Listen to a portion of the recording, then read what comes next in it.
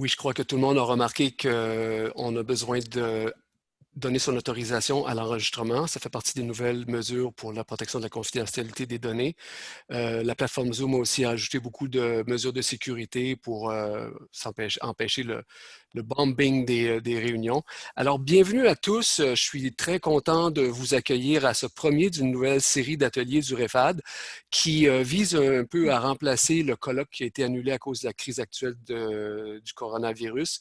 J'en profite pour vous annoncer la série de 10 ateliers que vous pourrez consulter en ligne si vous ne l'avez pas déjà vu passer le programme. Vous n'avez qu'à me contacter. Mon nom est Robert Grégoire. Je m'occupe de la direction par intérim du REFAD en l'absence de M. Langlois et en attendant l'embauche d'un gestionnaire à temps plein. Aujourd'hui, il me fait vraiment plaisir d'accueillir Mme Burton, Kim Burton, qui offre un atelier intitulé Enseignement à distance, augmenter la présence grâce à Microsoft Teams. Mme Burton est conseillère pédagogique spécialisée en formation à distance et en technopédagogie au Cégep de Trois-Rivières. Dans ce rôle, elle accompagne pédagogiquement et techniquement les enseignants, les formateurs, les étudiants ainsi que les ressources administratives dans l'utilisation des outils numériques. Elle est aussi impliquée dans différents groupes de travail, notamment en lien avec le plan d'action numérique du Québec. Madame Burton siège sur le conseil d'administration du REFAD et on tient à la remercier chaleureusement pour vraiment avoir offert spontanément, comme plusieurs autres personnes, d'aider le REFAD à pallier son colloque annulé et à offrir le premier de nouvelles séries d'ateliers. Maintenant, ce sujet-là intéresse beaucoup de personnes. L'outil Teams de Microsoft est excessivement puissant, très utile pour la collaboration. Alors, je suis sûr que vous découvrirez ça avec plaisir pour ceux qui ne le connaissent pas, puis vous pourrez l'approfondir pour les autres qui le connaissent déjà. Avant de passer la parole à Mme Burton, j'aimerais juste rappeler que vous pouvez poser des questions en tout temps grâce au clavardage. On va se donner 1 heure de présentation, c'est-à-dire jusqu'à 14 heures, 15 minutes de période de questions par la suite.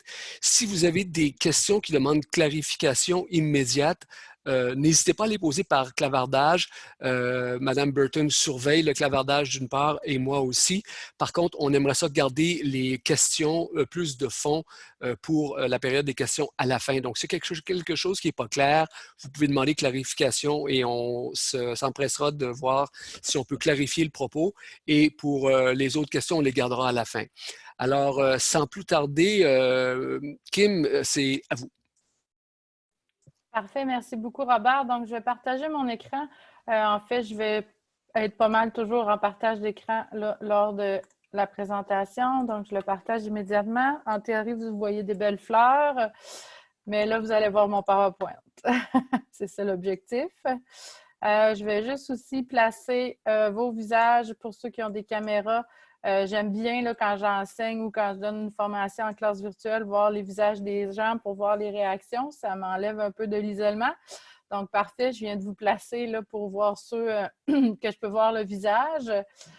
Donc, oui, dans le fond, quand on a pris la décision au CA du REFAD de lancer une série de nouveaux ateliers pour pallier l'annulation du colloque, je me suis dit que dans le fond, donc, il y a quelqu'un qui ne m'entend pas, mais je pense que tous les gens m'entendent.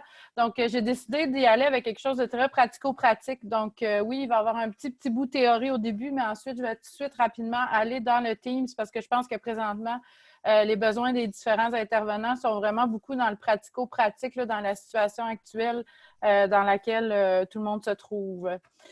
J'ai mis ça pour vous faire sourire un peu ce midi, parce que ça dépend d'où vous êtes, mais moi, je suis le midi.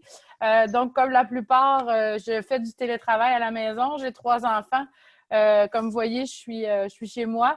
Alors, ça se peut que vous voyez des petites souris bouger derrière moi. Ils sont avisés d'être silencieux, mais bon, jusqu'où j'ai de l'autorité, ça, je ne sais pas. Donc, j'ai vu ça ce matin sur les réseaux sociaux, puis ça m'avait fait bien rire. Donc, je l'ai mis là juste pour vous aviser que ça se peut qu'il y ait des gens qui se promènent en arrière de moi, mais ce qui est bien, c'est que tout le monde est dans le même bateau présentement et ont beaucoup de tolérance.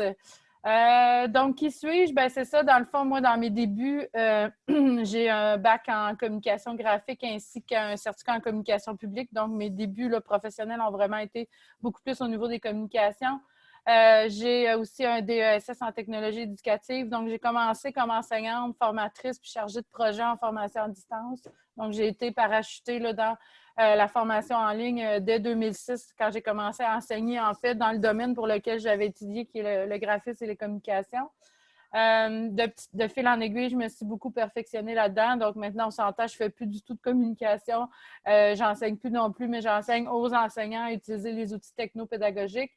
J'ai débuté cet hiver un diplôme de deuxième cycle en gestion de l'innovation qui me donne des outils justement pour ouvrir certaines portes. Donc, je suis maintenant, c'est ça, comme dit Robert, là, conseillère pédagogique au Cégep de Trois-Rivières. J'ai une bonne portion de mon temps qui est plus au niveau de la formation continue ou permanente, qu'on peut appeler, ainsi que les services aux entreprises. Puis au collège aussi, au Cégep, on a un carrefour numérique. Donc, on est 6 ressources qui accompagnent tout le collège, donc pas juste la formation continue. Dans la technopédagogie et la formation en ligne là, qui se sont pour la plupart retrouvées d'ici un mois assez rapidement. Je suis aussi membre du réseau Reptique, je suis sur le CA du REFAD, puis je collabore là, depuis 5 ans au collectif Pratique FAD, là, qui est un projet financé par le RCCFC. Aujourd'hui, l'objectif, ça va être, dans le fond, rapidement, je vais mentionner où la plateforme Teams vient répondre aux attentes des étudiants. Je vais différencier Teams des applications de classe virtuelle comme Zoom. Donc, pourquoi? Puis ça, c'est une question qu'on me pose beaucoup là, depuis quelques temps parce que même nous, au collège, on a les deux plateformes de disponibles. Donc, pourquoi? Quand est-ce que j'utilise Zoom? Quand est-ce que je vais avec Teams? Donc, ça, c'est des questions qui me sont énormément posées. Puis là, je dis Zoom, mais on pourrait aussi inclure toute autre plateforme de classe virtuelle. Là. Je veux dire, moi, dans le passé, on utilisait VIA, donc il y en a plein d'autres. Pour l'instant, je vais avec Zoom parce que je pense que c'est celle qui est devenue très populaire. Elle commençait déjà à l'être, mais là, depuis quelques temps, depuis un mois, elle est rendue encore plus populaire. C'est quoi le rôle de Team? Parce que vous savez que c'est dans la suite Office 365. Je vais différencier les différents types d'équipes. Robert m'a partagé ce matin, la plupart des gens, vous êtes des enseignants présentement. Donc, c'est sûr que moi, je vais axer beaucoup sur l'équipe de type classe, mais sachez que certaines fonctionnalités sont vraiment très peu différentes quand on parle d'une équipe peut-être plus au niveau de gestion ou au niveau administratif. On va explorer l'interface et ses différentes fonctionnalités. Je vais juste vous mettre un bémol sur l'importance de réfléchir à la structure d'une équipe, comment rencontrer ses étudiants sur Teams. Puis je vais effleurer le volet devoir parce que, en fait, les deux derniers points, là, c'est sûr qu'une heure, ça passe très rapidement. Donc, je ne pourrais peut-être pas approfondir le volet devoir, mais je vais pouvoir au moins présenter rapidement les possibilités qu'on peut avoir avec un Teams pour la classe qui vient avec le volet devoir.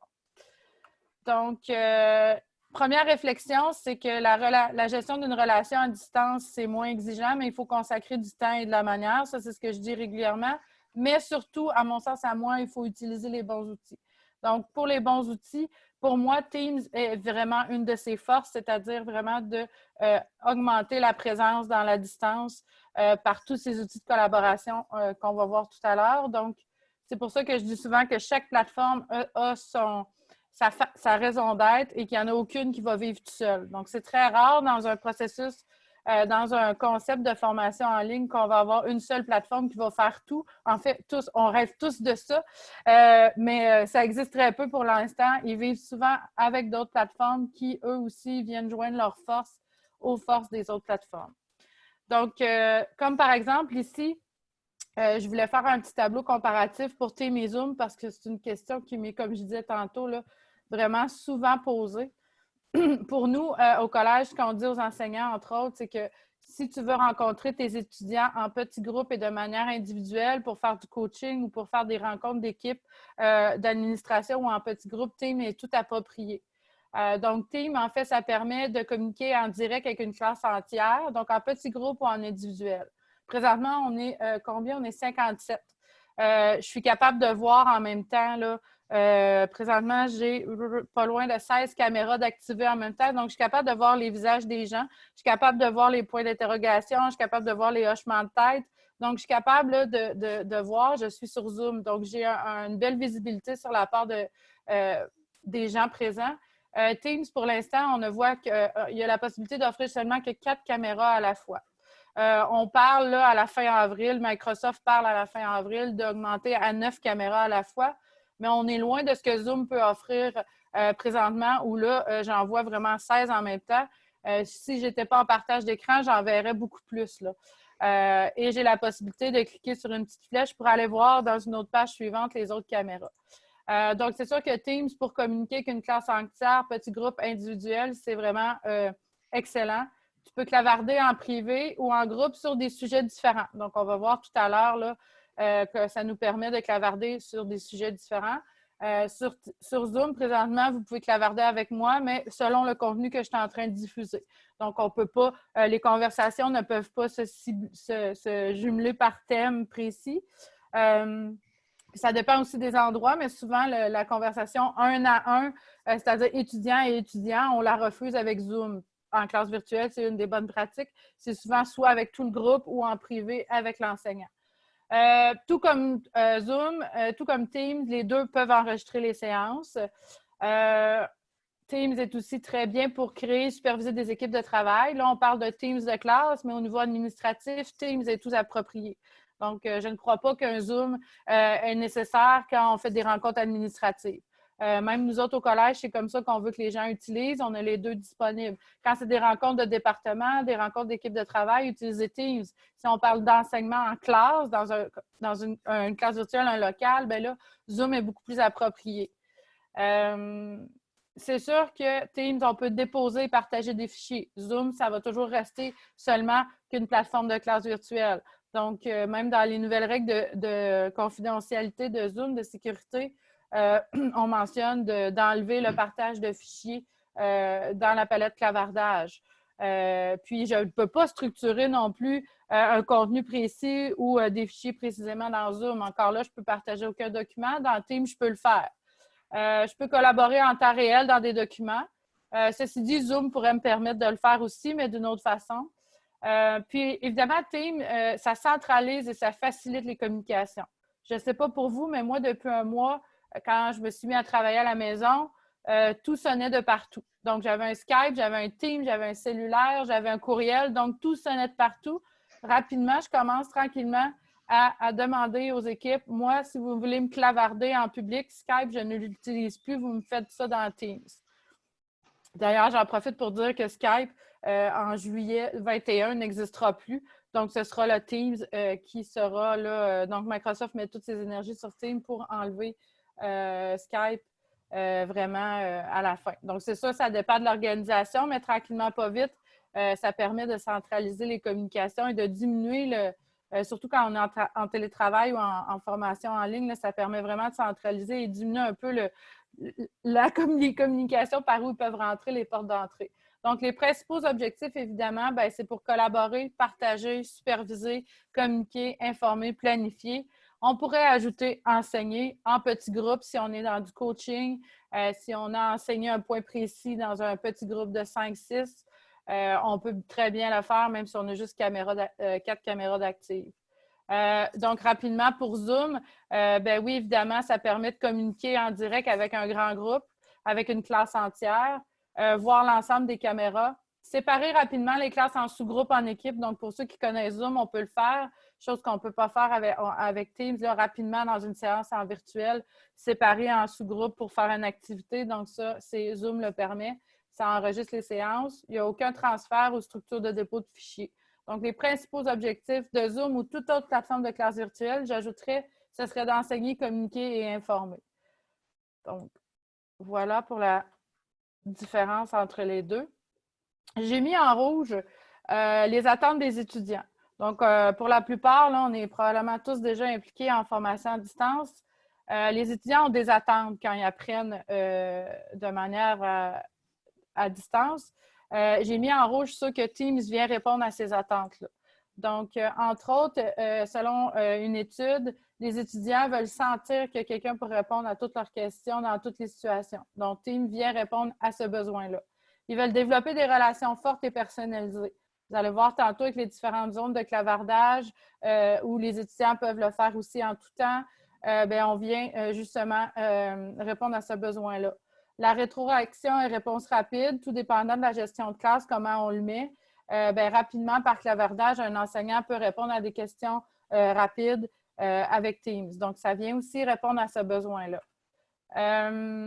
On a 3 groupes d'intervenants importants pour les étudiants: l'enseignant, le formateur, le tuteur, etc., le professeur, donc tout dépendant les termes. Teams, évidemment, inclut ça. L'entourage de l'étudiant. Ici, on parle plus des collègues de classe. Bien, effectivement, avec Teams, tous les collègues de classe peuvent communiquer avec eux rapidement, même avec cellulaire. Donc, les rouges, je vous rappelle, c'est ceux que Teams vient combler plus facilement. Les étudiants ont des attentes envers un établissement et ils demandent, en fait, ils s'attendent à ce que le choix des moyens de communication soit efficace et conviviaux. Donc, on sait que Teams, rapidement, un coup qui est pris en charge, ça va bien, en fait, pour les étudiants de le comprendre. Ils se retrouvent un peu dans un environnement qu'ils connaissent déjà. Pour l'avoir testé, même au niveau là, formation continue, où on parle plus d'adultes qui sont peut-être à un autre niveau, ça a été pris en charge quand même assez bien. On leur a expliqué comment ça fonctionnait et ils se retrouvent là, quand même très facilement. Là. Donc, comparativement peut-être à d'autres plateformes qui seraient peut-être plus arides à mettre en place. Les attentes aussi envers l'établissement de la part des étudiants.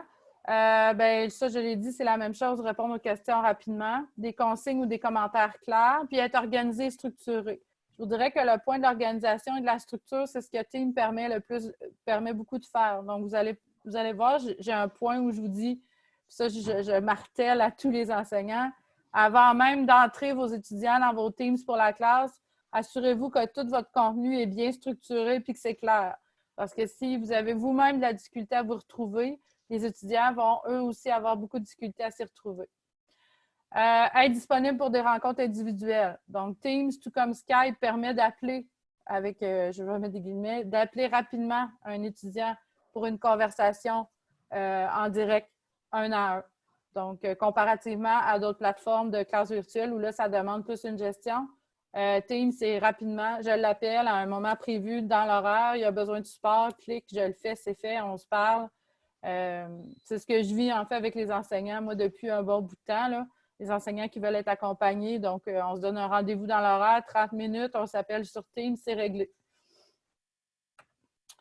Ça, je le mets tout le temps parce que le support technique pour la majorité des étudiants, là, c'est vraiment, selon eux, de l'administration de l'établissement. Donc, ça, c'est aussi un point d'ordre pour une équipe.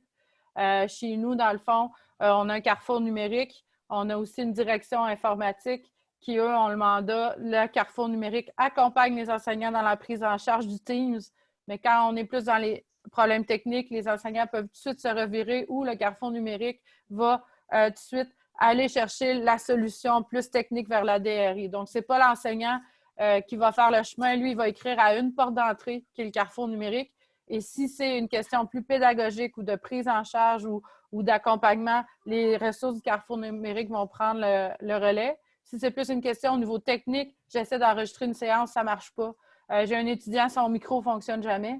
Dans ce cas-là, nous, au Carrefour, ce qu'on fait, c'est que tout de suite, on réfère à une ressource plus technique qui, lui, va prendre en charge tout ça de la part de l'enseignant. Donc, l'enseignant n'a pas, finalement, à se soucier de ce volet-là.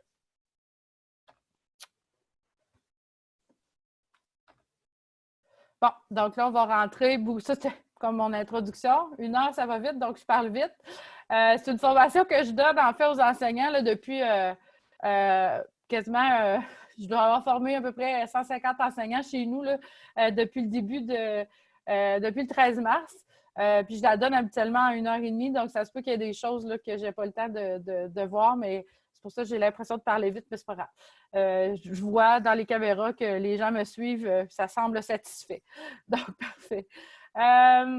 C'est sûr que Office 365, en fait, souvent, c'est le choix de l'établissement. Donc, il y a certains établissements scolaires, en tout cas chez nous, au Québec, qui, en fait, ont fait le choix de soit Google établissement ou soit Office 365 éducationnel.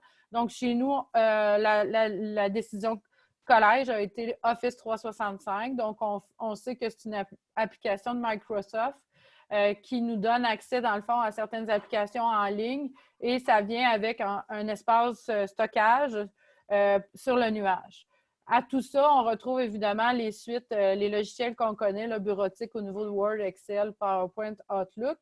Mais aussi, on a des applications qui viennent, qui augmentent plus la collaboration. Donc, si on va voir ici, dans le fond, il y a beaucoup plus d'applications que ça de disponibles dans le Office 365. C'est pas mal sûr ici, moi, qu'au collège, on utilise le plus, mais je sais qu'il y en a beaucoup d'autres. Dans le fond, il faut voir Teams comme étant une grande valise où, à l'intérieur de ça, viennent se connecter des applications collaboratives. Donc, c'est de même que je donne l'analogie aux enseignants. Donc, ton Teams, oui, c'est une application, mais qui va venir englober tous tes autres outils. La plupart des outils que nos enseignants utilisent présentement à partir de leurs Teams avec leurs étudiants ou avec leurs équipes de travail, on a Form qui permet de créer des formulaires un peu comme un Google Form. On a le OneDrive qui est en fait l'espace nuage où on partage des documents, où on vient stocker nos documents. On a, comme je mentionnais, Excel, Word, PowerPoint. On a le OneNote, qui est ni plus ni moins un calepin de notes pour des réunions ou pour des OneNote pour la classe, qui vient avec le Teams pour la classe. Et on a Stream, qui est un YouTube interne à l'entreprise. Donc, quand j'enregistre une séance sur mon Team, il vient automatiquement se placer dans mon Stream, qui est le YouTube institutionnel. Donc, contrairement à YouTube public, mes vidéos se placent là et moi, je peux vraiment décider de partager de manière privée à une classe en particulier, à un étudiant en particulier, à une équipe de travail ou, si je le désire, tout le collège. Mais les gens externes n'ont pas accès, dans le fond, aux vidéos qui se trouvent à cet endroit-là. Évidemment, dans la suite d'Office, on a Outlook. On a Yammer, qui est ni plus ni moins qu'un Facebook institutionnel. Donc, présentement, nous, comme tout le collège est en télétravail présentement, la direction a pris la décision d'ouvrir une page Yammer pour que les gens partagent leur réalité en télétravail, les employés, pas les étudiants, là, mais les enseignants, les professionnels, les employés administratifs.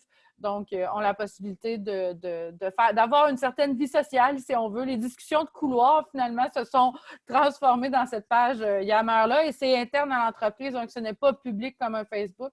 Donc, c'est géré dans la sécurité de toutes les ressources là, informatiques du collège.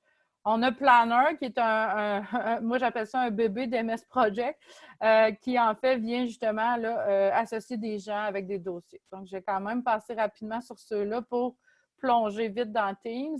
Et le SharePoint, ben lui, c'est comme une grosse tentacule, puis c'est pour ça que je l'ai mis en gros et encadre tout ça, qui vient lier tout ça.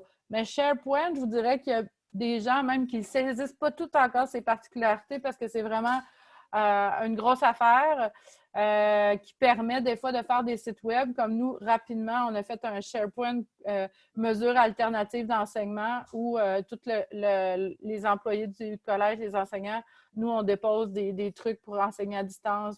Donc, tout ce qu'on développe au Carrefour numérique, on le dépose là. Donc, ça nous permet de faire ça, mais SharePoint vient en fait vraiment tout connecter le reste ensemble. Donc, ce qu'il faut comprendre, parce qu'aujourd'hui, on s'attarde sur le team, c'est que c'est ma valise là, qui va venir, dans le fond, lier toutes mes autres applications que je peux utiliser avec mes étudiants pour collaborer. Par contre, à lui seul, on va le voir tantôt, à l'intérieur même du Teams, il y a certaines fonctionnalités qui me permettent, entre autres, de rencontrer quelqu'un en direct, de déposer des devoirs et de clavarder avec toute l'entreprise et aussi de créer des équipes. Donc, tout le monde me suit jusqu'à maintenant.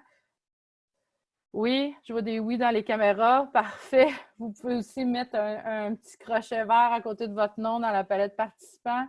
Comme ça, je vais... parfait. Il y a quelqu'un qui répond dans le clavardage. Super. On va pouvoir continuer. Comme j'ai mentionné, il n'y a aucune plateforme qui travaille seule. Je vous montre une structure ici, mais ça, c'est celle d'un autre. Donc, ça peut varier évidemment d'un établissement à un autre. Mais de notre côté, on a Teams qui est la porte d'entrée pour nos enseignants et pour les employés administratifs, où va venir se greffer d'autres outils. Donc, on leur offre en fait un coffre à outils, mais la porte d'entrée, ce qu'on est en train de mettre en place, c'est qu'on travaille, qu'on avait déjà sur notre table à dessin avant tout ça, mais que là, ça développe à vitesse grand V. Donc, le Teams, c'est l'environnement collaboratif qui va regrouper tous les outils de la suite Office 365 disponibles au collège. Et ça permet d'organiser des rencontres en petits groupes ou des suivis individuels. À ça vient se greffer. Donc, on travaille depuis 2 semaines à venir intégrer le Zoom au Teams.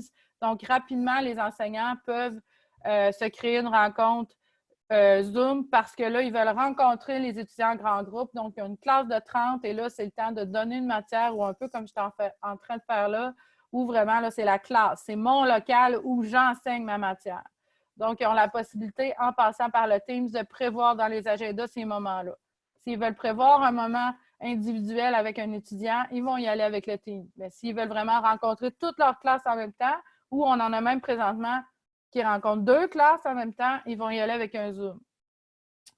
Nous, on avait un environnement numérique d'apprentissage aussi au collège qui est Moodle, qu'on utilise. On a encore beaucoup d'enseignants qui l'utilisent parce que la force de Moodle, c'est beaucoup au niveau des évaluations. Donc, tout l'outil d'évaluation au niveau de Moodle est beaucoup plus forte, beaucoup plus solide que ce que Teams peut nous permettre pour l'instant. Le module devoir est bien dans Teams, sauf que je l'utilise beaucoup si je veux, entre autres, utiliser d'autres outils de la suite Office. Donc, je peux évidemment leur demander de me déposer des vidéos, des capsules vidéo dans mon Teams, mais Moodle offre, je pense, sa force à lui, c'est vraiment vraiment au niveau de tout ce qui est évaluation, exercice. Et on a évidemment une plateforme ici qui on dit plus administrative, où c'est plus le dossier scolaire administratif des étudiants et des enseignants. Donc, au Québec, Omnivox est très répandu dans les collèges. Il y en a d'autres aussi, un petit peu qu'on retrouve, quelques électrons libres. Mais je vous dirais que la majorité des collèges, nous, c'est Omnivox. Donc, ça, c'est la structure qu'on est en train de mettre en place tranquillement, assez rapidement, je vous dirais, depuis un mois, là. La seule chose encore qu'on n'a pas réussi, c'est à connecter le Moodle à Teams. Donc là, c'est le seul bout. Là. Donc, ce qu'on veut en venir, c'est même l'enseignant pourrait décider de la porte d'entrée de son Teams et d'avoir accès à son Moodle directement à partir de la porte d'entrée, le point central. Donc, c'est vers là qu'on est en train de travailler.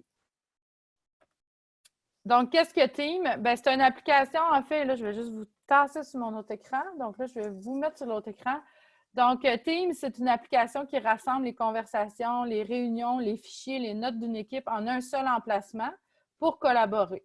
Donc, à la base, quand on crée un Teams, c'est ce qu'on va avoir. Là, quand je parle de Teams pour la classe, c'est tout ça. Donc, c'est toute la possibilité de clavarder, de faire des réunions, de partager des fichiers.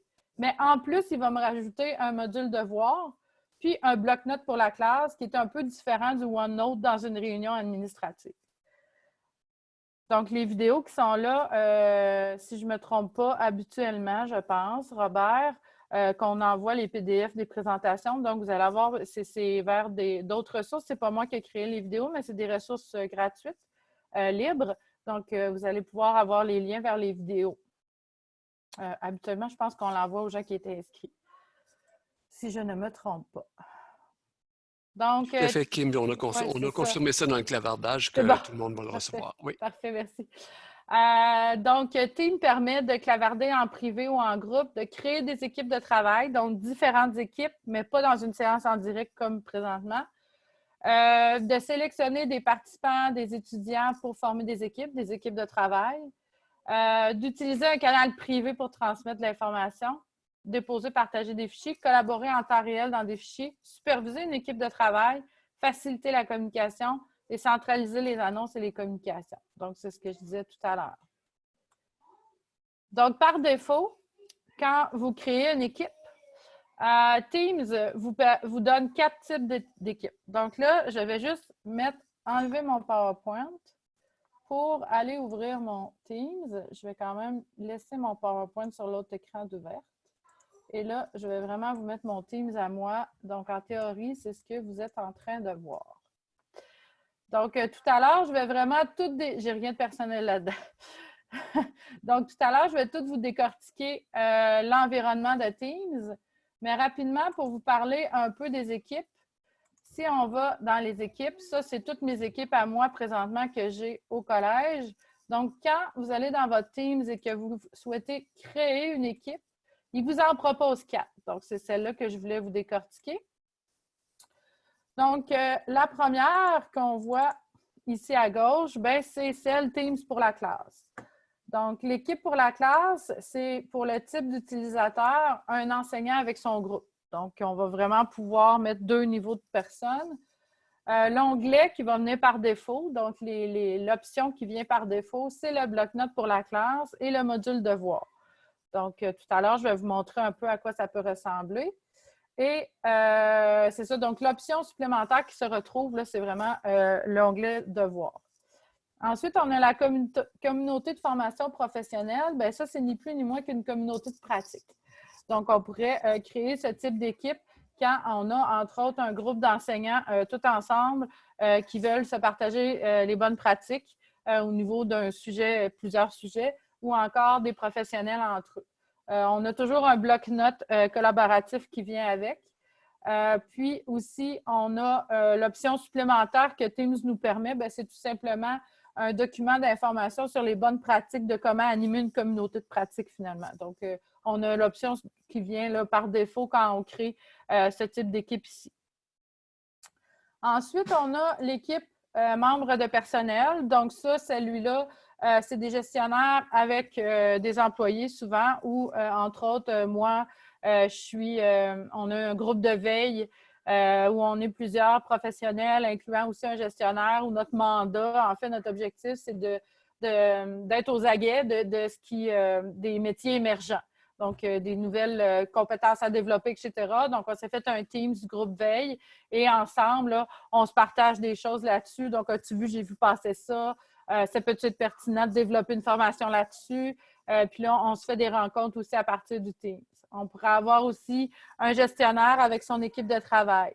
Donc, ou un gestionnaire qui aurait 5 équipes de travail peut, dans le même Teams, puis tantôt, je vais vous parler des canaux, avoir dans le même Teams un canal différent pour des équipes différentes.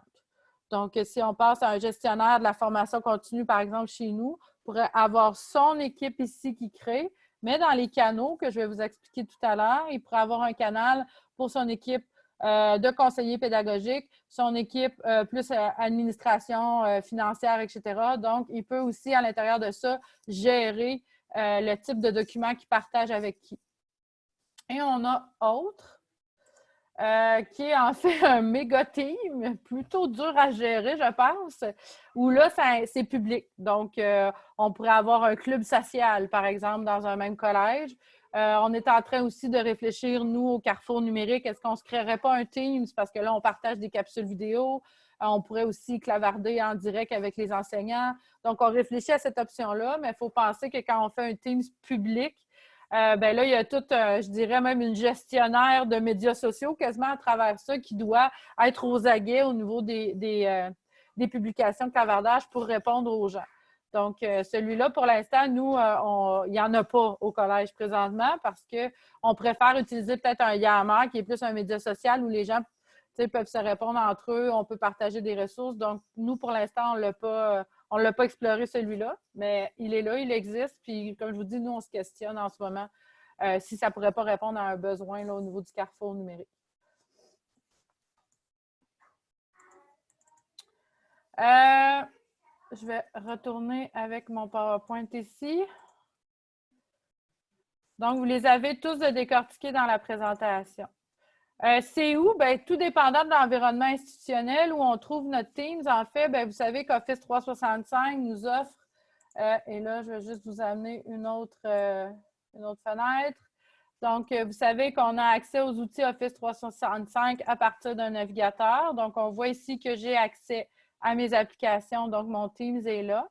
La première fois qu'on va utiliser Teams sur un navigateur, il va tout de suite vous demander si vous voulez installer, dans le fond, l'application localement sur votre poste de travail. Une des choses qu'on suggère, c'est que si vous prévoyez l'utiliser vraiment au quotidien, c'est préférable de l'installer localement sur votre poste. Puis, habituellement, les ordinateurs, même d'établissement, acceptent qu'on installe cette application-là assez facilement. Donc, dans ce cas-là, comme vous voyez dans le bas de mon écran, moi, il se retrouve avec mes applications dans ma barre d'outils au même titre que mes autres logiciels. Donc, c'est les deux endroits où on peut avoir accès au Teams. Ça peut peut-être varier selon certains établissements, mais je ne croirais pas qu'il y a d'autres options. L'autre option, par contre, qu'il y a, c'est le mobile. Donc, le logiciel Teams existe sur cellulaire et sur tablette. Donc, c'est super pratique. Comme par exemple, moi, comme je vous disais, là, j'essaie d'amener les gens à me clavarder, là, plus sur Skype, mais vraiment à cet endroit-là. Donc, j'ai, entre autres, sur mon Teams, les notifications. J'ai le Teams sur mon cellulaire. Puis, les différentes notifications, je les ai programmées pour qu'ils rentrent du lundi au vendredi de telle heure à telle heure selon mes dossiers.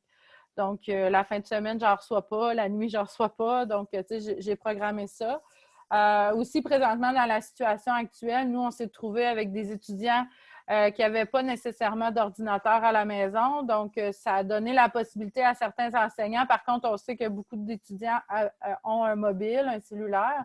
Donc, ça a permis à certains enseignants de rencontrer leurs étudiants un à un, de garder, de conserver le lien avec l'étudiant grâce au mobile ou grâce à une tablette. Donc, quand vous avez une licence, dans le fond, Office 365, vous avez accès à l'application mobile sur les appareils mobiles.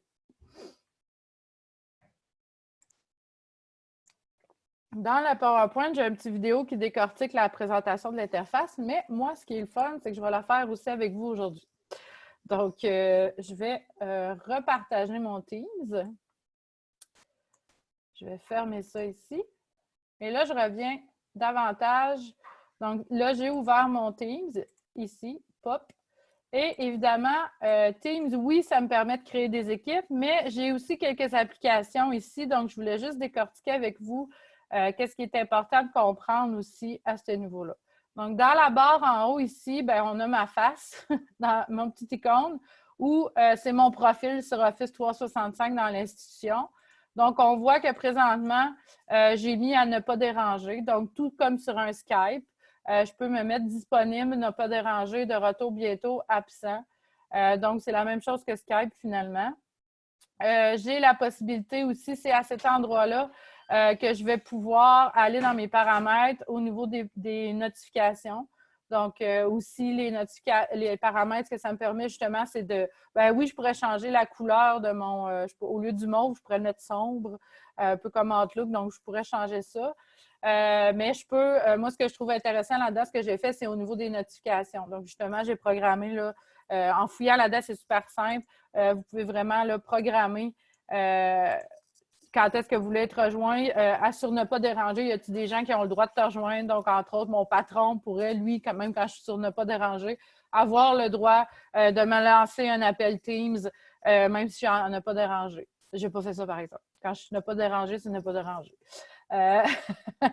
Donc, c'est en fait l'accès à mon profil à moi en haut. Si je vais ici maintenant, c'est là qu'on va s'attarder un petit peu plus. Dans Activités en haut, en fait, ça va montrer vraiment le flux complet de toutes les activités en lien avec mon Office 365. Donc, si par exemple, quelqu'un m'aurait partagé un document, je le verrai là. On voit ici que j'ai une enseignante qui m'a ajouté à son équipe de classe parce qu'on faisait des tests ensemble. On voit ici que j'ai une collègue qui a réagi à un message parce qu'on a clavardé ensemble sur Teams. On voit ici que j'ai un autre collègue qui a mentionné, qui m'a tagué sur un message en particulier. Donc, ici, c'est toute équipe confondue, tout document confondu. Je suis capable rapidement de retrouver une action. Donc, si par exemple, je me rappelle que Alexandre m'avait partagé un document, je peux aller en haut et rechercher tout ce qui a lien avec Alexandre et je vais trouver rapidement peut-être une discussion qu'on a eue ensemble ou quelque chose. Donc, ça, c'est toute activité confondue, c'est à l'endroit où je le trouve. J'ai accès évidemment à ma liste là, de mes historiques des gens qui m'ont contacté. Dans Conversation, bien, ça, c'est le clavardage. C'est le Skype, en fait, de l'entreprise. Il faut vraiment faire ça en analogie comme ça. C'est que dans le fond, tout le monde ici me Skype, me clavarde, me texte à cet endroit-là. Donc, toute personne dans mon institution, j'ai accès à la personne pour clavarder avec elle comme Skype. C'est la meilleure analogie que je peux faire. Puis, je n'ai pas besoin d'avoir créé d'équipe. Je n'ai pas besoin d'avoir une équipe de taguer sur cette personne-là. C'est vraiment tous les contacts de l'entreprise avec qui je peux les contacter directement. Dans l'onglet Équipe ici, c'est l'endroit, en fait, où là, j'ai créé des équipes. j'ai créé vraiment des équipes de travail. Donc là-dedans, j'ai soit des communautés de pratique, j'ai soit des équipes pour la classe ou j'ai soit des équipes professionnelles. Donc, c'est ce que j'ai là ici. Là, un mois, là, j'en avais 3 là-dedans. Là. Puis là, depuis, vous voyez que ça se multiplie. J'en ai créé un aujourd'hui pour les besoins de la cause, là, mais moi, je m'attends, en tout cas, j'en ai peut-être 2, 3 qui s'ajoutent à chaque semaine. Donc, je vais revenir à l'intérieur de ces équipes-là après. Je vais juste continuer avec les différents outils ici. Ici, j'ai l'option devoir. Si vous ne l'avez pas, c'est que vous n'avez tout simplement pas d'équipe pour la classe. Donc, si je vais rapidement dans le devoir, et là, j'espère, OK, dans ce cas-ci, des fois, ça arrive que ma connexion, j'ai des enfants dans la maison et tout, donc ça arrive des fois que ma connexion est plus lente. Ici, j'ai accès rapidement à toutes mes équipes pour la classe et si j'étais un étudiant aussi, je verrais si j'avais des devoirs en retard. Donc, si vous n'avez pas cet onglet-là, c'est tout simplement que vous n'avez dans vos équipes aucune équipe pour classe. Il va apparaître simplement dès que vous allez être lié à une équipe de classe. Donc, ici, on voit que j'ai, moi, dans le fond, je partage ça avec des enseignants. Aujourd'hui, j'en ai créé une pour les besoins de la cause, mais ça, c'est des équipes pour la classe parce que j'accompagne présentement les enseignants. Quand je vais avoir fini l'accompagnement, ils vont me retirer, ça va disparaître de là parce que moi, je ne suis pas enseignante puis je ne suis pas étudiante non plus. Donc, voilà. Donc, rapidement, comme enseignant, j'ai accès à mes équipes pour la classe-là versus l'étudiant, lui, verrait toutes ses classes à cet endroit-là, seulement ceux-là. Dans le calendrier, en fait, c'est le copier-coller de votre Outlook, tout simplement. Donc, c'est vraiment le copier-coller de votre Outlook, mais c'est aussi à cet endroit-là que vous allez pouvoir programmer des réunions Teams. Donc, je vais aussi revenir là-dessus tantôt. Et ensuite, le module appel, c'est un peu encore comme le Skype. Donc, tantôt, ici, je pouvais clavarder avec les gens de mon entreprise. Dans l'onglet Appel, je peux rapidement prendre quelqu'un de mon organisation et l'appeler soit avec la caméra, donc faire une rencontre virtuelle de 5-10 minutes parce qu'on a un sujet à discuter. Donc, au lieu de me lever de mon bureau et d'aller le voir, je le fais là. Ou l'appeler sur un Skype seulement avec le son. Donc, c'est à cet endroit-là que je peux le faire. Si j'avais un étudiant, c'est aussi là que je pourrais. Donc, si je veux contacter un étudiant, au lieu de prendre le téléphone, je peux le faire versus mon Teams. Donc, c'est sûr qu'il faut que ça soit associé avec l'établissement. On peut le faire aussi, nous, au collège. Là, on est en train de tester, mais ça fonctionnait quand même bien. Quelqu'un de l'externe avec un courriel, non pas du collège. Je peux l'appeler aussi, passer un appel à partir de mon Teams. Il va apparaître comme invité, puis il n'apparaîtra jamais là, dans mes contacts internes. Ça va juste être comme un invité temporaire que j'appelle et ensuite je raccroche. Dans Fichier, c'est tous les fichiers confondus de mon OneDrive. Donc, si vous vous rappelez, là, dans ma présentation, vous vous rappelez que mon Teams, c'est la grosse valise qui contient vraiment toutes mes applications d'Office 365. Donc, vous vous rappelez ça ici que j'ai montré tantôt. Quand je vais dans Fichier, je peux... Non, il ne veut pas se tasser. Tasse-toi, toi. Voyons. OK. Je peux rapidement rechercher un fichier à cet endroit-là dans tous mes Teams confondus et dans tous mes OneDrive. Donc là, il y en a quand même beaucoup. Par défaut, il va montrer ceux, dans le fond, que ça fait pas longtemps que j'ai consulté. Dans les 3 petits points, comme je vous ai dit, Teams, on peut aller connecter à lui plusieurs applications. Donc, vous voyez que là, nous, on a Zoom qui vient d'apparaître depuis une semaine. On est en train de travailler à le connecter.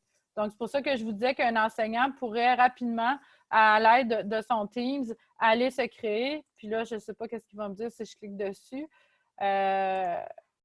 Il va sûrement me proposer de me connecter. Donc, de me connecter avec mon compte institutionnel et je pourrais déjà créer une réunion et aller dans une de mes équipes et partager le lien de ma réunion. Donc, le 3 petits points ici me permet, selon ce qui est disponible dans l'établissement ou dans l'entreprise, aller ajouter certaines notions. Donc, on voit que j'ai essayé, moi, l'autre fois, de tester Moodle Dashboard, puis il a refusé. Donc, ce n'est pas accepté par mon institution.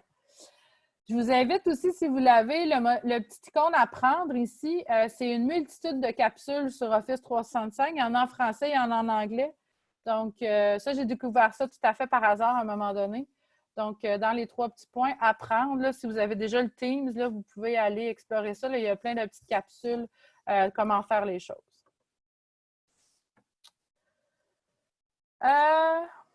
Je vais juste, voilà, juste être sûr que je n'oublie rien.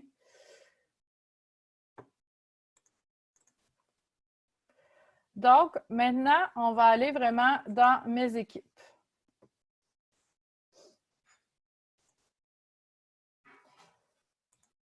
Voilà.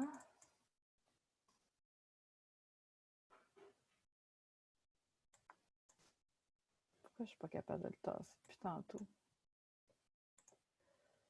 Bon, parfait, c'est ça que je voulais faire. Super. Donc, je vais rentrer dans l'équipe REFAD webinaire parce que c'est celle-là. Donc là, on comprend que je vous ai montré, ici, vous avez le support d'aide Microsoft, je vous ai montré l'environnement Teams. Donc là, à l'intérieur de ça, je peux rentrer dans mes équipes. Et on va rentrer dans l'équipe que j'ai réglée aujourd'hui pour que je décortique aussi comment ça fonctionne. Donc, je rentre dans mon Teams pour la classe REFAD. Donc, lui, là, elle est neuve. Je l'ai créée tantôt. C'est 999. Par défaut, on a ici les canaux.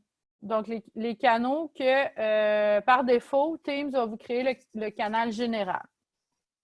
Dans le canal général, si on fait, entre autres, l'analogie avec une équipe administrative, bien, vous pourriez avoir là-dedans peut-être tout ce qui touche un peu la prochaine réunion est telle date, le calendrier des réunions, les comptes rendus de réunion. Donc, vous pourriez avoir les choses un peu plus générales au niveau de la supervision de l'équipe. Peu importe, c'est vraiment à l'équipe de travail de bâtir la structure de son Teams.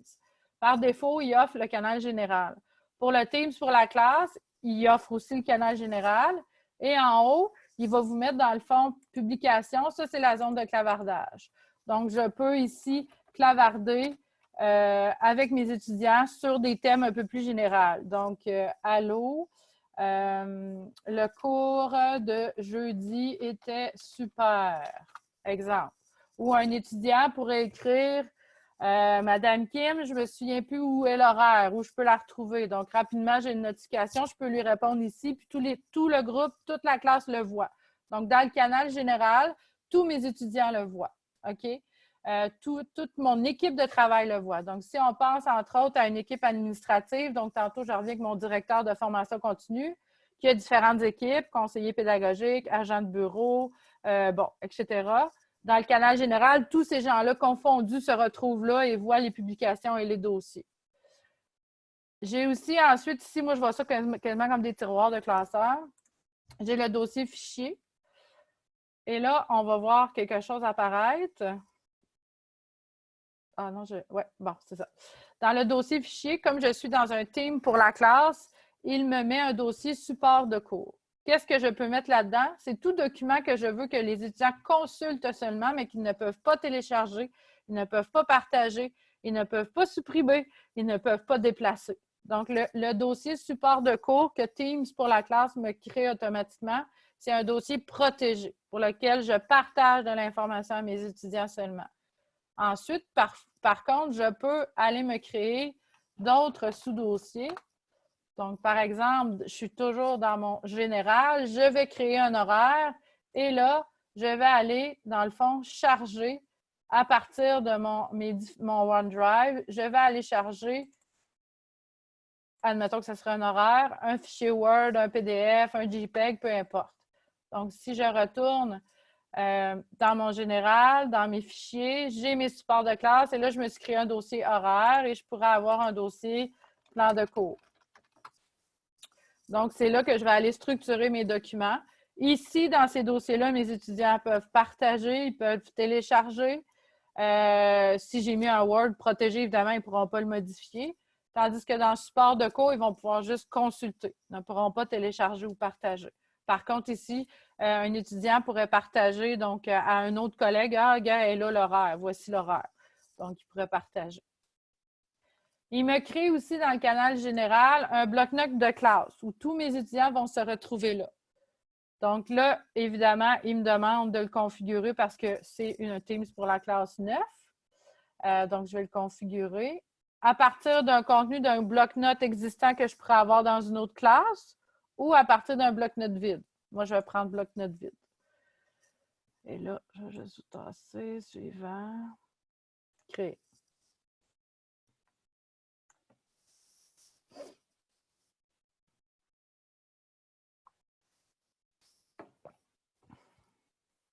Donc, il est en train de le créer. Dans le bloc-notes pour la classe, ce qui va être intéressant, c'est qu'il va mettre un espace collaboratif où tout le monde va pouvoir collaborer aux notes de cours. Chaque étudiant va avoir un onglet à son nom. Donc, aussitôt que je vais avoir tagué des étudiants dans ma classe, il va avoir un onglet à son nom. L'enseignant peut se promener dans les onglets pour aller voir ce que les étudiants écrivent dans leurs notes de cours, mais les étudiants entre eux ne peuvent pas. Donc, l'enseignant a accès à chaque onglet. Donc, des étudiants. Donc, on voit ici, j'ai ajouté 3 étudiants. OK? Donc, moi, je suis l'enseignante. J'ai accès à chaque onglet de mes étudiants. Donc, je peux aller voir ce que Alexandre fait pour mon cours, mais Alexandre ne peut pas aller voir ce qu'Hélène fait. Seulement moi les vois tous. Lui, quand il se connecte, il voit bibliothèque de contenu, espace collaboratif et son onglet seulement. L'espace collaboratif, j'ai vu dans certains programmes de d'autres collèges, là, quelque chose de super intéressant. L'enseignant avait vraiment mis en place la rédaction de notes de cours collaboratives. Donc, chaque étudiant avait le mandat de nourrir une section des notes de cours. Donc, tout le monde a accès à ça ici. Puis, on a la bibliothèque de contenu que moi, j'appelle ressources complémentaires à mon cours que je pourrais aller glisser là. Donc, ce ne sont pas des supports de cours, mais ce sont des références complémentaires à ma matière que je peux donner là. On a le devoir, où là, je peux vraiment assigner des devoirs à mes étudiants. Et celui-là, c'est celui-là que je voulais passer un peu plus rapidement pour m'attarder sur d'autres choses. Mais je peux vraiment créer des devoirs et affecter des devoirs à mon groupe de classe ou à un groupe particulier d'étudiants. Donc, si j'ai des équipes, par exemple, je peux aussi affecter un devoir précis à une équipe précise ou à toute la classe au complet. En fait, ce bout-là, ça pourrait quasiment être un webinaire à lui seul là, pour l'onglet devoirs. Et je peux aussi noter mes devoirs à ce niveau-là et voir un peu le résumé. Présentement, comme je n'ai aucune activité, mes étudiants n'ont pas du tout progressé, je ne vois pas mes notes. Puis quand je suis dans les devoirs, je peux aussi, là, tout comme dans un environnement Moodle, là, décider que le devoir est disponible de telle date à telle date. Il n'y a pas de remise supplémentaire qui peut être fait. J'ai un nombre d'heures particulier à faire. Donc, c'est pour ça que je dis là, ça pourrait être un webinaire là, à lui seul. Je peux rajouter d'autres applications ici. Donc, si vous vous souvenez, là, je vous ai dit qu'avec Teams, j'ai accès à une multitude d'applications. Donc, je peux aller en ajouter. Je ne sais pas pourquoi, là, ici, nous autres, depuis un bout, là, ils ajoutent un wiki 2 fois. Donc, là, ça doit être au niveau de l'administration informatique, là, mais il me rajoute un wiki ici que je pourrais aller linker à ça. Mais comme vous voyez, là, si j'en ai pas de besoin, je peux le supprimer. Ce que je ne peux pas supprimer dans le haut, par contre, c'est ce qui me met par défaut. Donc, publication, fichier, bloc-notes, devoir, notes. Ça, je ne peux pas le supprimer. Aussitôt que je crée un Teams pour la classe, il va vraiment me le mettre automatiquement. Ensuite, je peux rajouter des canaux. Puis là, je vois le temps qui file. Donc, les canaux, en fait, ils me permettent à quoi? C'est un élément assez important. Ça me permet, en fait, d'organiser mes communications ou mes activités. Donc, comme je suis dans un team pour la classe, je peux, exemple, me faire un canal examen. Voilà. Ou il va me l'ajouter ici en bas. Voilà. Je pourrais me rajouter un canal note de cours. Mais cette structure-là doit être pensée en équipe programme, en équipe enseignante.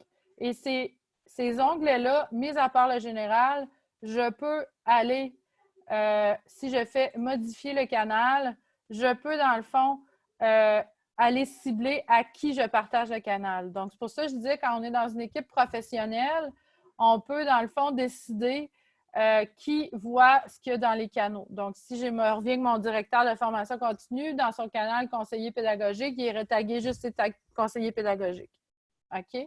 Si j'avais, dans le fond, on a des profs présentement qui se sont créés des groupes, ils donnent le cours pour 3 groupes. Donc, ils se sont créés un gros Teams pour la classe. Puis, ils ont un canal général à qui ils parlent à ces 3 groupes. Donc, c'est 90 étudiants, par exemple. Et dans chaque canal, c'est, mettons, groupe 49, groupe 50. Et là, c'est spécifique à chacune de ces sous-classes. quand on crée un canal, vous avez aussi l'option clavarder. Donc, si, exemple, je suis un enseignant puis je suis avec mon groupe 49, je clavarde seulement avec mon groupe 49 dans mon canal du groupe 49. J'ai des fichiers ici que je peux partager seulement avec ce groupe de classe-là. Et j'ai aussi une feuille de notes où je peux aller inclure des notes et où tout le monde peut collaborer entre eux. Ça va? Ça va vite, hein? C'est sûr que ça va vite. Oui, effectivement, ça serait vraiment intéressant d'avoir un webinaire sur les devoirs et les notes. Oui, c'est ça. Là, je vous montre vraiment ce que vous pouvez faire là, en ultra rapide. Là, comme je vous dis, cette formation-là, je la donne en 1h30, 2 heures. Donc, c'est ce qui est important de retenir, c'est vraiment que dans les équipes, il y a des canaux, donc il y a le canal général que toute ma classe, toute mon équipe de travail va le voir et ensuite, je peux vraiment diviser mes sujets, mes thèmes, ma hiérarchie de mon Teams avec les canaux ici à l'arrière, sur le côté ici à gauche. Kim, je pense que c'est spectaculaire comme présentation. Je crois que tu arrives à la fin. Est-ce que Oui, c'est... j'achève. Oh, d'accord. Excuse-moi, je pensais que tu avais terminé. Non, j'achève. En fait, ce que je voulais montrer rapidement, puis c'est ce qui intéresse beaucoup de gens aussi, c'est comment organiser une rencontre avec mes étudiants en direct, comment la céduler. Donc, si on va, j'ai 2 choses ici. J'ai dans le calendrier, donc je peux aller nouvelle réunion. Et là, vraiment, rencontre, équipe, classe, travail social, exemple. Je peux ajouter des participants. Donc, peut-être que je voudrais ajouter un autre enseignant qui partage ce groupe-là avec moi. Et ici, j'ai accès à mes équipes. Donc là, je vais aller chercher ma classe REFAD. Et là, je veux vraiment organiser une rencontre avec, mettons, juste pour les examens. Et là, j'ai certains étudiants là-dessus.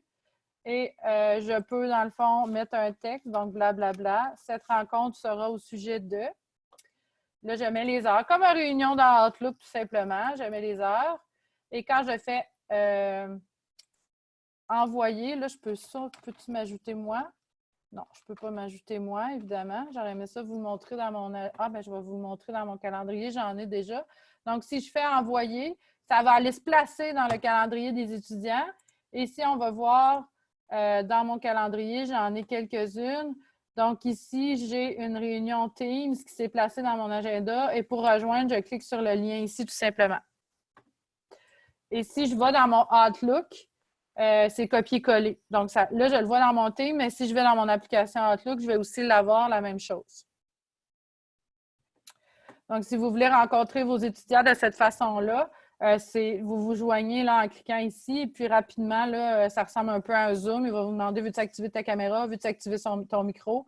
Et on va avoir aussi un onglet, une palette participants, une palette conversation, clavardage.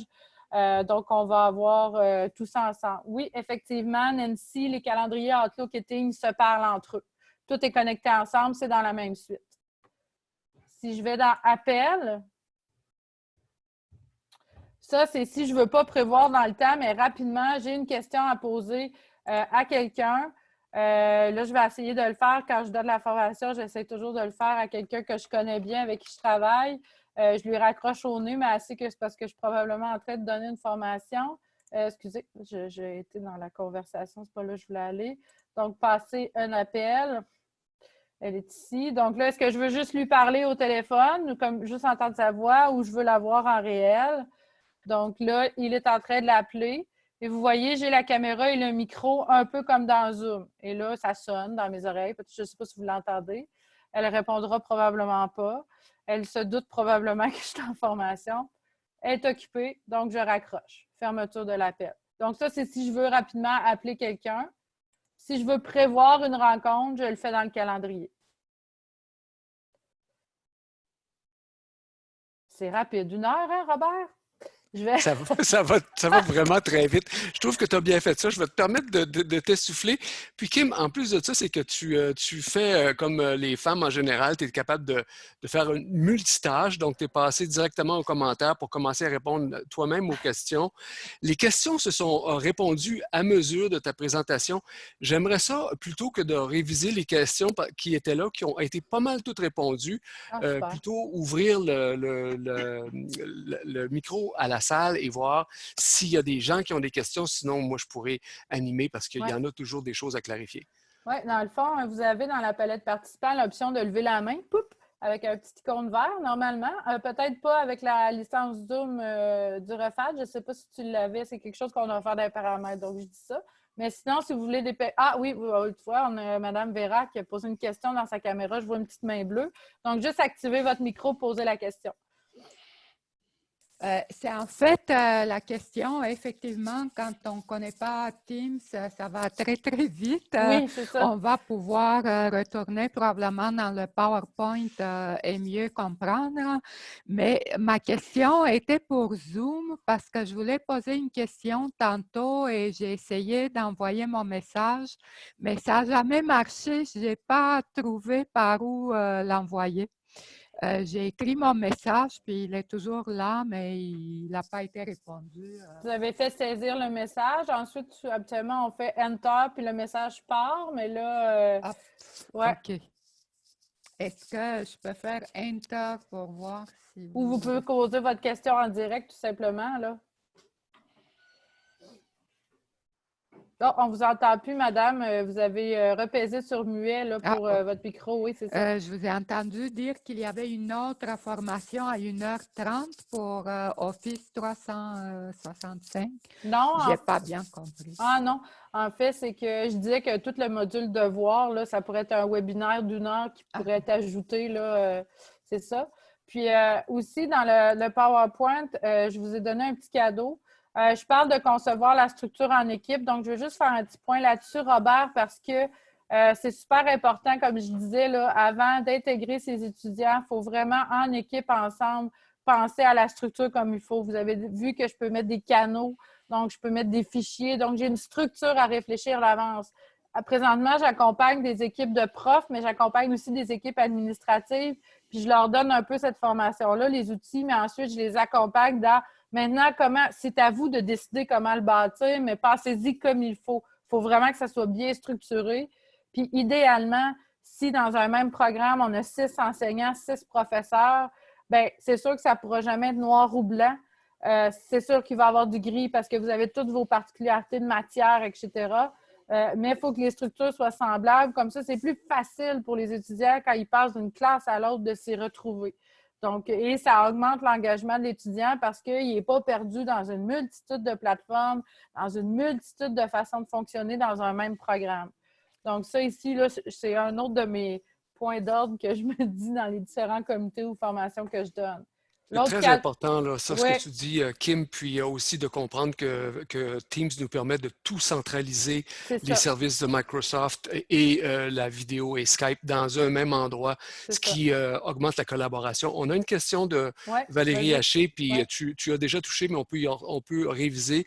Elle demande de quelle façon devons-nous procéder pour créer des petites équipes de travail que nous souhaitons superviser. Elle se demande si on passe par des canaux, s'il y a des classes ou continuer. Oui, je vais y aller. Le cadeau, en fait, c'est ici, là, il y a une petite formation asynchrone gratuite qui a été faite par les Récits au Québec. Vous allez la voir dans le document. C'était le petit cadeau que je voulais vous dire avant. Il y a plein de capsules vidéo là, qui existent. C'est super bien fait, puis c'est une ressource libre. Donc, si je vais dans « Équipe », donc, on a créé une équipe. Et là, je crée vraiment une équipe personnelle de travail professionnelle. Et là, bon, direction adjointe. Je donne des titres très rapides. Et là, je peux ajouter des gens. Donc, mes employés, je les ajoute là. Pour l'instant, je vais ignorer. Je peux les ajouter plus tard. Donc, vous voyez, mon équipe de travail, par défaut, j'ai aussi un canal général où tous les employés que je vais avoir ajoutés vont être là. Dans les 3 petits points ici, je peux ajouter des membres par la suite.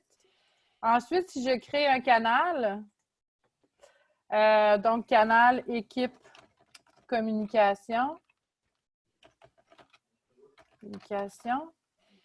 Accessible à tous les membres de mon équipe ou accessible uniquement à un groupe de personnes dans l'équipe. Donc, si je mets privé, c'est là qu'il va me demander ensuite d'aller choisir les personnes. Là, présentement, j'ai personne dans mon équipe. Fait que vous voyez dans ce canal qui j'ajoute. Donc là, j'ajouterai mon équipe au niveau des communications. Là, je vais ignorer parce que je n'ai pas personne. Donc, je le refais une dernière fois. Ajouter un canal. Là, j'ai mon équipe finance. Privé. Suivant. Qui je veux ajouter dans mon équipe finance? Il va me le demander. Donc, vous voyez, il y a un petit cadenas qui est apparu à côté. OK? Donc, c'est cette façon-là que je fonctionne. Général, je n'ai pas de petit cadenas. Donc, tous les gens que je vais avoir ajoutés ici dans mon équipe vont avoir accès à mon général. Kim, on a une question qui est importante aussi. Là. Il est question de savoir, est-ce que si on a Office 2016 ou est-ce qu'on peut avoir Teams et quelqu'un a bien répondu, en effet, que Teams, c'est une solution institutionnelle. À ce titre-là, il faut savoir que les gens qui sont à l'extérieur de l'institution n'ont pas accès à votre Teams, comme par exemple les parents des élèves dans votre classe ne peuvent pas voir votre Teams. Donc, la collaboration, le partage avec eux est limité, doit utiliser d'autres outils. Et ce que vous faites dans votre équipe ne peut pas être partagé avec d'autres institutions, mais Canal Yammer, il y a moyen de faire des partages de gens de l'extérieur, de les inviter à voir votre Yammer. Oui, ou comme je disais, je peux faire un appel avec un invité. Là. Dans le module appel, je pourrais utiliser un courriel, mettons du REFAD, je pourrais t'appeler Robert comme invité si je sais que tu as Teams, par exemple.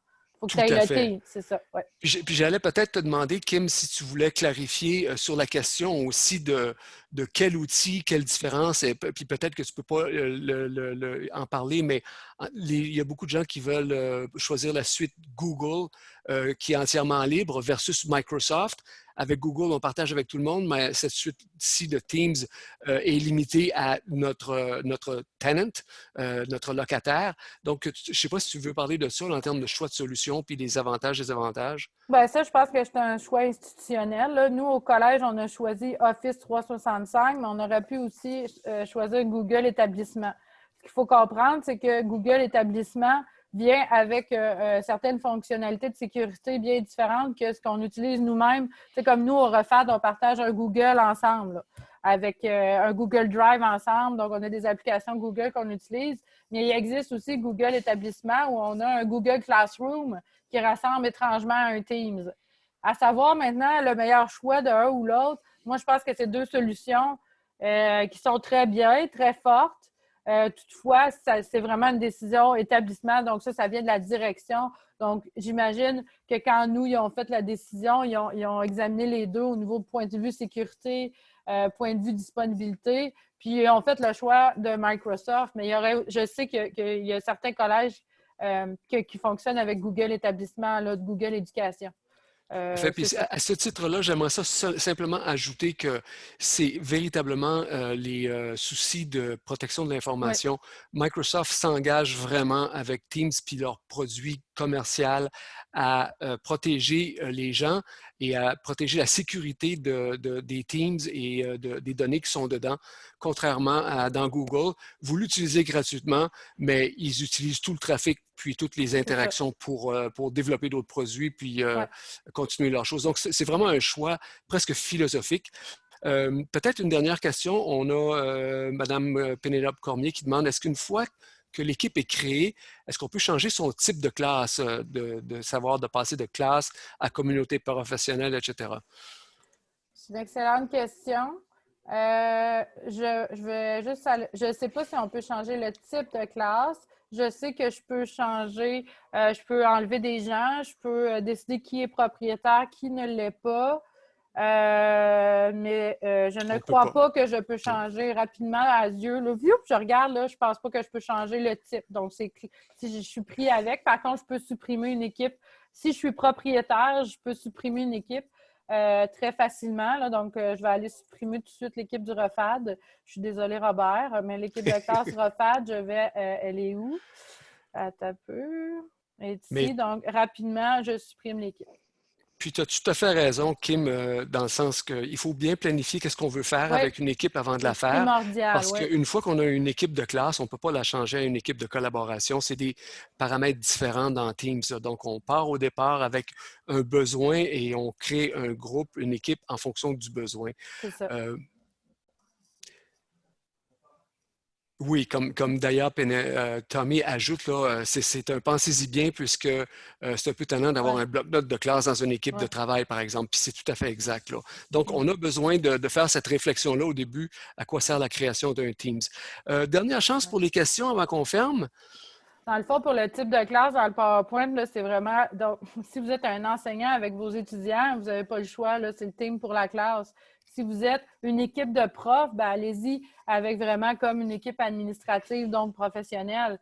Si vous êtes beaucoup de profs dans une institution, puis vous voulez partager des façons de faire en technopédagogie, allez-y avec la communauté de pratique. Donc, tu sais, c'est ça. Chaque type d'équipe a sa raison d'être. Bien, Kim, un très, très gros merci. On est parti avec 57 participants. Il en reste 53. Ça veut dire C'est qu'on a gardé notre monde jusqu'à la fin. Il n'y avait pas de popcorn. Je dois te féliciter parce que tu maîtrises excessivement bien et la plateforme Zoom et ton sujet. Donc, je crois que ça a fait une très, très belle présentation. Et je voudrais remercier tout le monde d'avoir participé. C'était un bel atelier. C'était le fun de voir tout le monde là. Puis, on vous invite pour la suite. Il y a 9 autres ateliers d'ici au mois de juin. Oui, c'est ça. Merci, beaucoup Kim. tout le monde. Ça a fait plaisir. Ça a été vite, mais c'était correct. Je pense que j'ai réussi à donner ce qu'il fallait. Merci beaucoup. Super bien. Au revoir. Merci. Merci.